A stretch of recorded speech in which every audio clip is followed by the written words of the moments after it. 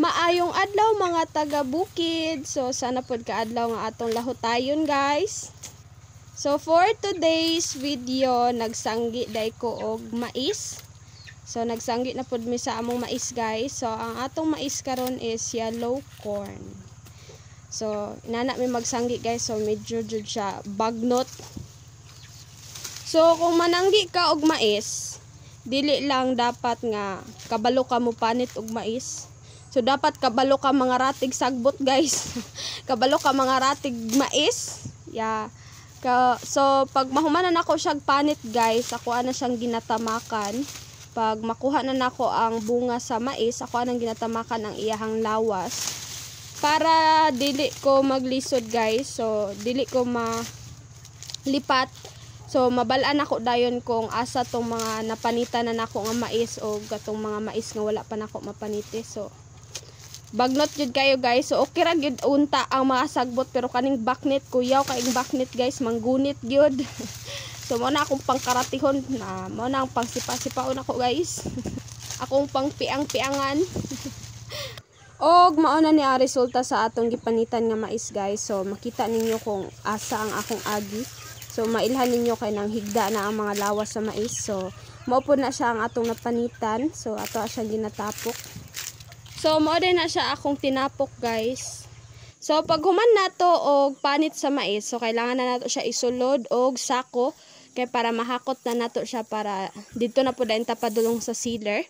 So before ta mapadulong sa sealer guys, so nagsaking patakaron. So mo na siya among nangasaking, pero daghan pa mig wala na saking dito dapit sa babaw.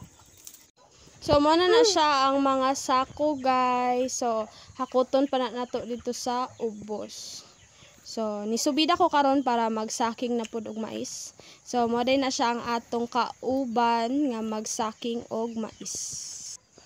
So mo na ang mga mais guys nga kailangan nato puniton. Kailangan nato isulod sa sako. So naapa na diha sa mga babaw guys, pangitaunon pa ang mga tinapok. So ay hata magtrabaho guys, mag-snack sa ta. So nagdala ko og chocolate nga naay almond. Or almond nga naay chocolate. So para makusgan ta guys, ma-hyper ta, ganahan tag hipos og mais. Kaya bininyo maghipos og mais, grabe gyud ka laay. Kanang basta dugay kay kamahuman. Mas malingaw pag yun ko guys ug papaniton ko ninyo og mais kaysa mamunit. So maayo kayo ang tempo karon guys, dili kayo siya init. So ganahan mi magtrabaho kay walay init. So mora na among trabaho guys, tibok adlaw na namo nga trabaho ang mamunit og mais. So ganahan ra gyud unta mig pamunit anang maisa guys og mahal. So karon guys, di ay ang kumpra sa mais diri sa amo karon is G's na lang ang kilo. So may na lang, at least mahalin ang atong mais kaysa kanang malabay, kanang wala na gyud mo palit. So di lang gyud ta mo suko guys sa pag farming. Magpulsige lang gyud ta kay maabot ra gyud ang panahon nga makaginhawa-ginhawa ra ta gamay. So nahumanan nako ang isa ka tapok. So padulong nako sa babaw para mamunit na pud og mais. So kanang naa sa mga bakilid nga mga tinapok guys, kailangan pa na namo siya hakuton diri sa ubos.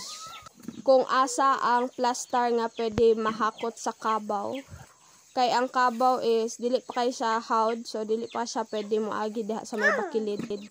Kay basin maligid ang atong kabaw guys, so luoy. So ginapunit nako ang mais guys para mahakot nako siya sa ubos. So ginasulod nako siya og balde para dali lang ang paghakot.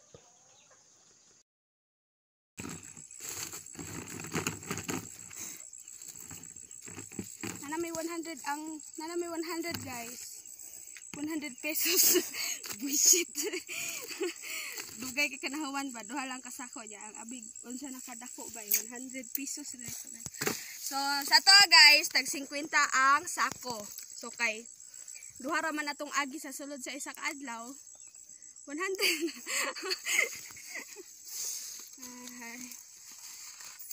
Charan.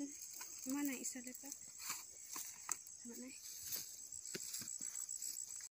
O karon guys, nanami sa pinakalisod nga part. So nanami diri sa pinakababaw jud. So kailangan pa namo jud siya lukdohon ang mais padulong sa ubos. Kay para dito na namo siya isaking. Kay lagi sama sa akong giingon ganina, dili pwede nga diri namo ibutang ang mais sa babaw kay dili siya masaka sa kabaw. So kailangan jud namo siya ibutang dito sa may lugot.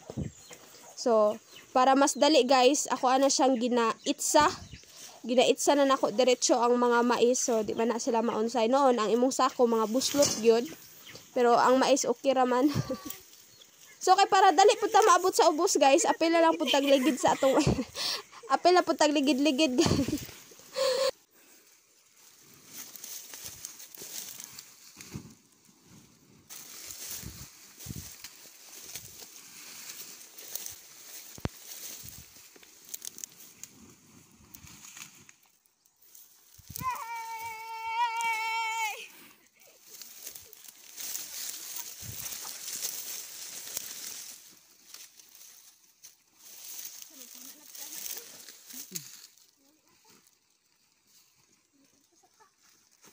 Tu arang sita.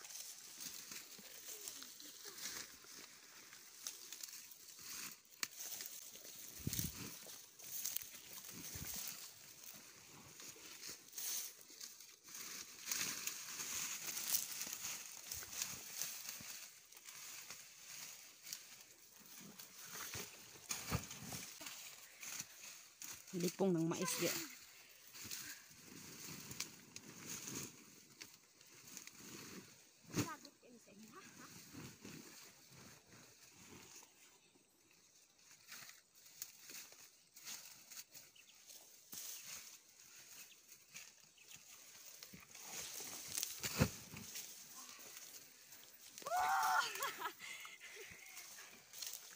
Wala na maon yung dahanan.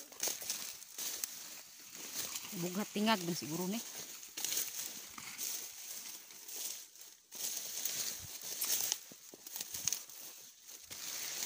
Finally guys, naman lagid ang akong trabaho.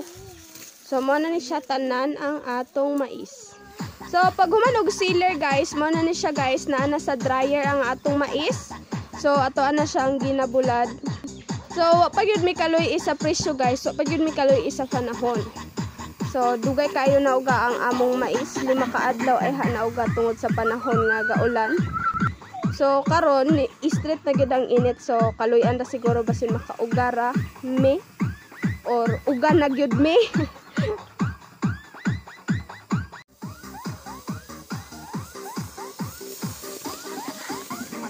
Pida. Kaluyan ra gyud me guys, nakauga na gyud me. So mo na siya tanan ang atong mais. So amo anang gisulod og sako og amo anang gisaking. So among giihap tanan sako nga among napuno is niabot siya og 30 ka sako. So ambot lang guys og makabayad ba ni sa among mga utang. Pag human na mog saking guys, so kailangan pa namo siya hakuton ang among mais dito padulong sa ilang bodega. So mo na siya guys, miyo ang akong gigamit og hakot sa mais. May na lang gyud guys kay howd ko mo drive. So mukarga ako guys og isa ka feeds kay dool raman. So gikan da sa dryer niya, diri lang dayon sa bodega namo ihatod.